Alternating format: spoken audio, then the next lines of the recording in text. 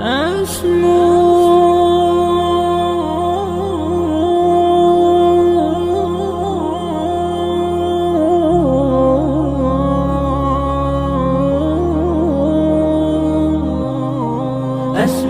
وأجتاز السماء جلالا، فأزيد أسراب الغيوم جمالا، وألون